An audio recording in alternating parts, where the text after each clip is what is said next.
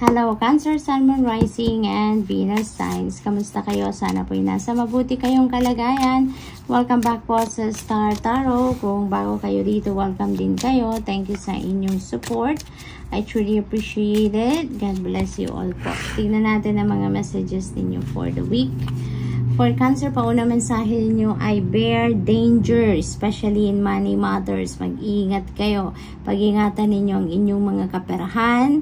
Make sure dito, Cancer, kasi this is a warning for you. Make sure na nasa yung paggastos ninyo is within the budget, no? Pairanin ninyo dito ang inyong financial discipline nang sa gayon hindi kayo masaktan in terms of your finances, no? Yung mga impulsive buying, isang tabi muna, yung maging aware kayo sa inyong mga pinagkakagastusan. Announcement, ayan, so maaaring kayo ang meron ditong i-announce or kayo ang magiging tagapaginig, no, sa announcement na magaganap. Maaaring yan ay announcement ng inyong mga kapamilya, maaari din na announcement yan sa trabaho. We have Lion. It's time to act now, Cancer. Do not procrastinate anymore. Do not hesitate anymore. Kung ano yung iniisip ninyong gagawin, kung ano yung nasa plano ninyo, no? Take action now. Kasi nang sa gayon, masimulan nyo na. Kung ano man ang mga binabalak ninyo, no? So, good luck to that. We have protest. Ayan. So, nagpo-protesta siguro, no? Maaring Cancer, maaring kapamilya ninyo ito, maaring meron kayong kapamilya dito na medyo, alam mo yun, parang hindi na siguro ninyo napapansin, maaring hindi ninyo nabibigyan ng oras, maaring hindi ninyo alam mo yun, na pagtutuunan ng pansin. Maaring ganun ang ganap. Kaya parang humihingi, kinoko lang inyong attention dito, no? This could also be a situation sa work. Maaring may hindi magandang nangyayari sa trabaho. Maaring may, alam mo yun, hindi pasok sa criteria ninyo at maaring nagpuprotesta kayo, maaring nagrereklamo kayo, or maaring humihingi kayo ng explanation about something na hindi ninyo nagugustuhan siguro, no? Maaring ganun ang ganap dito. This could also be talaga family, no? Family situation ito. Maaring may mga siguro gusto kayong mangyari sa inyong pamilya na hindi nag-a-approve ang ibang miyembro ng inyong pamilya. Maaring may mga changes kayo na gustong gawin pagdating sa siguro sa, ano mo yun, mga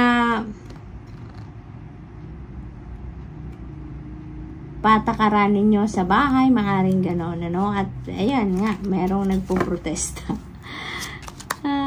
We have marriage, ayan. So this is really beautiful, no? Beautiful, Cancer. For some of you, maaring yung announcement na to is related sa bagong engage or maaring sa kasalan, no? Maaring meron ng ikakasal dito or maaring yung announcement na to is for the newly engaged couple. Maaring kapamilya ninyo ito, maari din naman na kayo ito, no? Cancer, depende sa inyong sitwasyon.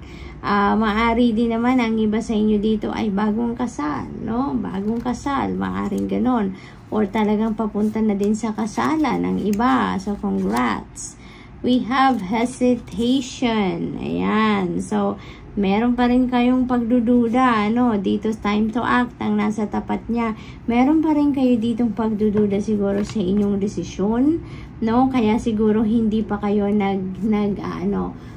nagtitake action agad-agad. Kasi, maaring pinag-iisipan pa rin ninyong mabuti, no? Kung ano man itong gusto ninyong gawin, kung ano man itong plano ninyo, parang you're still weighing things out, maaring paulit-ulit ninyo itong pinag-iisipan before you take action. So, mabuti rin naman yun, diba? Napag-isipan ninyong mabuti. So, tingnan natin kung ano ba ang ganap dito for Cancer. We have 8 of Wands. Ayan. So, this is a fast-moving energy.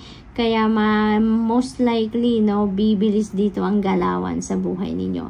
Maraming adjustment dito ang mangyayari at magmamabilis kayo dito, maaring gano'n, dahil may mga opportunities dito na parating, no, na mabilisan din ang pagdating at maaring mabilisan din ang desisyon na hinihingi nito para sa inyo, no, or from you. So this could be wonderful opportunities, could be related to job, it could be related to trabaho, negosyo, maaring ganon, could be related to travel, no, and it might require you to take action right away. Talaga, hindi na kayo siguro dito bibigyan ng pagkakataon na makapag-isip pa ng mas matagal, no, yung ganon. So what else? We have Queen of Swords. Ayan. Ano kayo? Direct to the point kayo. Be honest to yourself, no? Kung ano ang gusto ninyong sabihin sa mga taong nakakausap ninyo or sa mga kakausapin ninyo, then that's good, diba, Cancer? Kaya, ano to, parang be straightforward. Yun ang panawagan sa inyo dito ni Queen of Swords. If you are having transactions or mga negotiations or pakikipag-usap, no, with other people, be transparent. Be honest to yourself, no? I-express ninyo ang inyong sarili. So, what else? We have 5 of Swords. Ayan. Maybe sa sobrang honest naman ninyo. Hindi na napipick up ko dito, Cancer. Natawa lang kasi ako dito sa sitwasyon ni Panda dito. So, maaaring sa sobrang pagka-honest naman ninyo dito, maaaring hindi din ninyo na-filter talaga yung mga sinasabi ninyo dito. At maaaring nakasakit kayo dito ng damdamin ng iba, no? Maaaring sa 5 of Swords kasi, maaaring meron ditong usapan or meron ditong pag-uusap between you and another person and someone has walked away from someone. It's because siguro merong nasabi ang isa sa inyo na hindi nagustuhan ng isa, no? Maaring nakasakit ng damdamin ng iba, maaring kayo yung nakasakit ng damdamin ng iba, or maaring kayo ang nasaktan ng damdamin dito ng kausap ninyo. So, maaaring gano'n ang sitwasyon dito for some of you. Kaya nagkaroon dito ng conflict, no? Nagkaroon ng conflict between you and another person. But, you know what? Hintayin nyo na lang muna, Cancer, no? Na bumaba. Pahupain nyo muna ang tension, kumbaga, at saka get back to it, no? And yun nga, pairalin ninyo ang pagiging ang pagiging transparent. Kung ano talaga nararamdaman ninyo towards the person, sabihin ninyo in a nice way, no?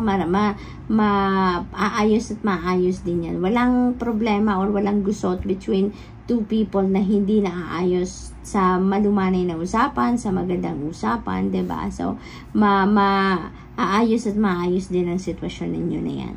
So, Cancer, good luck, and that's all I have for you for today. Thank you for watching. Love and light. Namaste.